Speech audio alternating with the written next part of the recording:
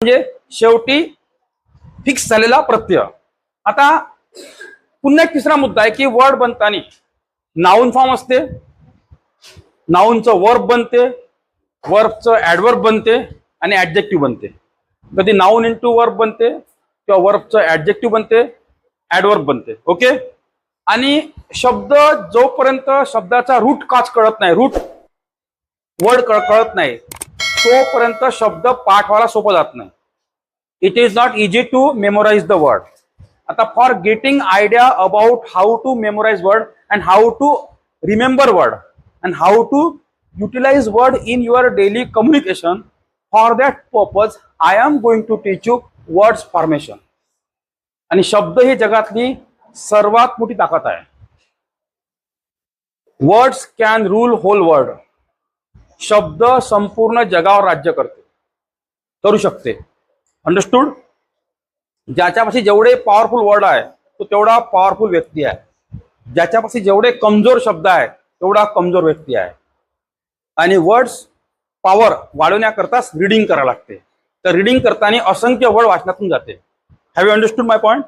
जगातले जेवढेही खतरनाक माणसं बनले आहे त्याची सर्वात जास्त कमांड रीडिंगवर होती. Reading and communicating. Reading and communicating ह्या दोन गोष्टी it was a very important thing. आता पहा हा शब्द कसा बनला. I tell you. हा एक बेसिक वर्ड आहे फॉर्म. हा रूट वर्ड आहे. काय आहे? रूट. तुम्ही फॉर्मचे दोन कन्सेप्ट आहे, एक तयार नमुना कॉपी आणि तुम्ही एक फॉर्म भरता. मग ते form, do you fill the form. तर हा शब्द आहे फॉर्म. म्हणजे फॉर्म. फॉर्म म्हणजे तयार नमुना आणि कॉपी. अंडरस्टूड. आता ह्या फॉर्म शब्दाचे आपण कमीत कमी 12 ते 13 वर्ड बनवू शकतो. कसे? I am telling you. I think last time I taught you. Only listen me carefully. याला तुम्ही इन लावलं. इन काय आहे? प्रिफिक्स आहे. इन्फॉर्म केलं याचा अर्थ होते माहिती देणे. काय होते? माहिती देणे. इन्फॉर्म, इन्फॉर्म हे 3 फॉर्म झाले. याचं नाउन फॉर्म काय होते? इन्फॉर्मेशन म्हणजे माहिती. आता नाउन मध्ये आणि वर्ब मध्ये फरक काय आहे? वर्ब हा ऍक्शन दाखवते. जसं इन्फॉर्म म्हणलं तर माहिती देणे म्हणजे माहिती देण्याची ऍक्शन मी करतो. आणि इन्फॉर्मेशन फक्त माहिती हा शब्द आहे, याच्यामध्ये ऍक्शन नाही आहे. प्रत्येक वर्बचे 3 फॉर्म बनते. म्हणजे कोणत्याही घटना असो त्या घटनेमध्ये 3 काळ असते. एक काळ असते वर्तमान काळ, एक काळ असते भूतकाळ आणि एक काळ असते भविष्यकाळ. 3 काळाशिवाय जगात काहीच नाही आहे. रिसेंट टाइम म्हणजे वर्तमान काळ, गेलेला काळ म्हणजे पास्ट, येणारा काळ म्हणजे फ्युचर. आणि प्रत्येक व्यक्ती 3 काळासाठीच काम करते. वर्तमान काळात जो व्यक्ती काम करते तो भविष्यासाठी काम करते. Are getting my point. वर्तमान काळात तुम्ही माझ्या क्लासला आलेले आहे. You came to join my class in recent time for designing your future. Future करता आलेले आहे. तर याचा नाउन फॉर्म इन्फॉर्मेशन माहिती. तुम्ही जर याला इन्फॉर्मर केलं तर हा याचा अर्थ होते माहिती देणारा. देणारा. या फॉर्मचे 1, 2, 3 वर्ड तयार झाले. इथं प्रिफिक्स का लागलं होतं? इन. तुम्ही या फॉर्मच वर्ड हा रूट वर्ड आहे, त्याला तुम्ही रिफॉर्म करा. काय विल मिनिंग? सुधारणा करणे. Second form reform, third form reform. त्याचा नाउन फॉर्म काय होते? रिफॉर्मेशन म्हणजे काय होते? हा सुद्धा नाउन आहे, सुधारणा. याला जर तुम्ही रिफॉर्मर केलं तर काय होईल? सुधारक. काय होईल? सुधारक. Mahatma Phule was a great reformer. Mahatma Phule महान सुधारक होते. आणि वाक्य लक्षात कसं राहते? शब्दावरून. शब्दावरून वाक्य, वाक्यावरून शब्द. जसं बा Mahatma Phule was a great reformer असं वाक्य जर तुम्ही पाठ केलं तर तुम्हाला माहित पडते का रिफॉर्म शब्द म्हणजे सुधारणा करणे होते. अंडरस्टूड. अशा प्रकारे एखादे टॅग वाक्य लक्षात ठेवायचं, शब्द आपोआप लक्षात राहते. अंडरस्टूड. आता हा फॉर्म शब्दाला पुन्हा जशान तसाच ठेवा. याला फक्त डी लावा. काय लावा? प्रिफिक्स. डिफॉर्म म्हणजे याचा अर्थ होते विद्रूप करणे, कुरूप करणे. लिहायची गरज नाही आहे, मी तुम्हाला लिहिण्यासाठी नंतर आयडिया देतो कसं लिहायचं म्हणून. विद्रूप करणे, कुरूप करणे. Deform, deform. त्याचं नाउन फॉर्म होते डिफॉर्मेशन म्हणजे विद्रुपीकरण. आणि डिफॉर्मर म्हणजे विद्रूप करणारा व्यक्ती, कुरूप करणारा व्यक्ती. हा झाला एजंट नाउन. हा काय आहे? It is nothing but the agent noun. आता हा फॉर्म शब्द आहे. आता याचे 2-3 वर्ड पुन्हा एक्स्ट्रा बनते. फॉर्म वरून तुम्ही फॉर्म्युला करा. फॉर्म्युला म्हणजे काय होते? सूत्र. सूत्र कसं असते? तयार असते. कारण बेसिक वर्ड फॉर्मचा अर्थ काय होते? तयार, नमुना किंवा कॉपी. सूत्र. मग ह्याच फॉर्मला तुम्ही फॉर्मॅट करा. फॉर्मॅट करणे म्हणजे काय होते? क्लीन करणे होते. I want to format my mobile. I want to format my mobile. ठीक आहे. या वर्डला तुम्ही फॉर्मेशन करा. फॉर्मेशन म्हणजे काय होते? निर्मिती. ठीक आहे. कळलं तुम्हाला? तर अशा प्रकारे इथे 11 ते 12 वर्ड बनलेले आहे. हा पॉईंट क्लिअर झाला. म्हणजे लक्षात ठेवा, तुम्ही हा एका वर्ड पासून एवढे वर्ड पाठ करू शकता. हे पाठ करण्याची टेक्निक आहे. It is a technique to memorise the words. To begin right from A. आता ए आणि एन हे 2 प्रिफिक्स आहे. काय आहे? प्रिफिक्स. याचा अर्थ काय होते? नाही. याचा अर्थ काय होते?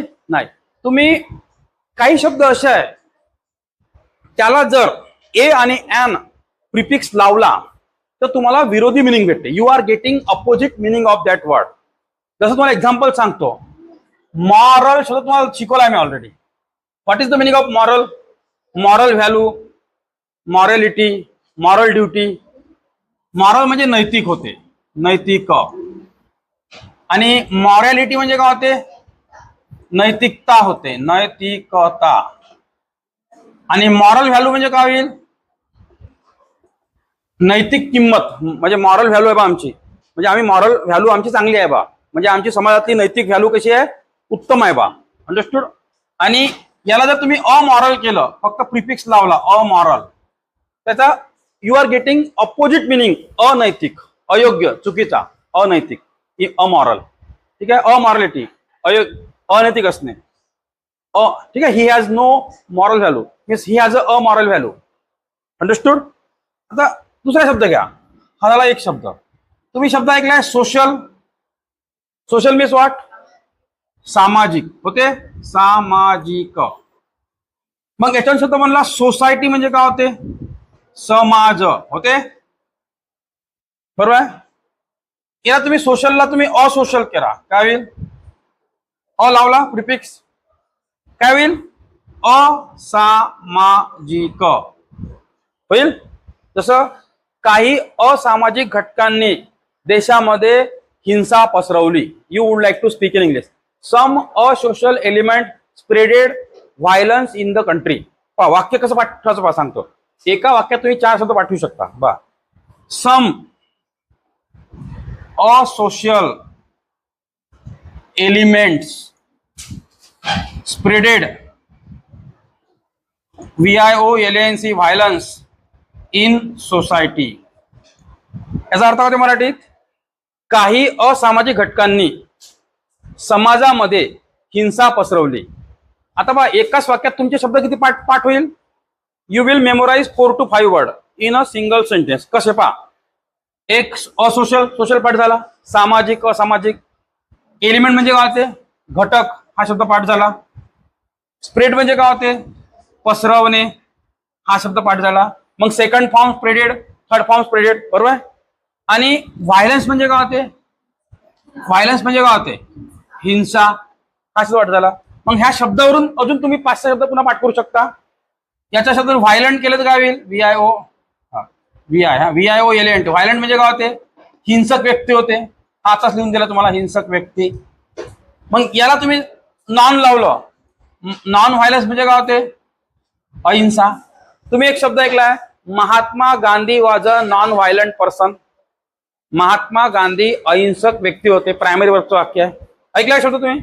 Mahatma Gandhi was non violent person. Mahatma Gandhi अहिंसक व्यक्ती होते. कळलं? कळलं का? शब्द कळला? म्हणजे शब्द असे पाठ करायचे. You have to memorise word just like this. पुन्हा तुम्हाला 2-3 वर्ड सांगतो मी कसे पाठ करायचे. How to memorise it. जसं थिस्ट शब्द आहे, THIEST. थिस्ट म्हणजे काय होते? Who can tell me? Already I taught to you. आस्तिक, याचा अर्थ काय होते? आस्तिक. याचा who believes on God. Who believes on God, ज्याचा देवावर विश्वास आहे. आस्तिक है ना, ज्याच्या देवावर देव आहे म्हणून विश्वास आहे. आता याला तुम्ही फक्त अ लावा, अथिस्ट करा, काय होईल? नास्तिक. Who does not believe on God, ज्याचा देवावर विश्वास नाही. म्हणजे अशब्द लागला इथे, मिनिंग चेंज झाला.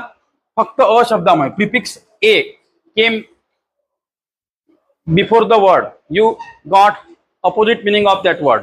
ओके, शब्द घ्या पॉलिटिक्स घ्या. पॉलिटिक्स म्हणजे काय होते? पॉलिटिक्स म्हणजे काय होते? राजकारण. मग पॉलिटिक्सला तुम्ही काय करा?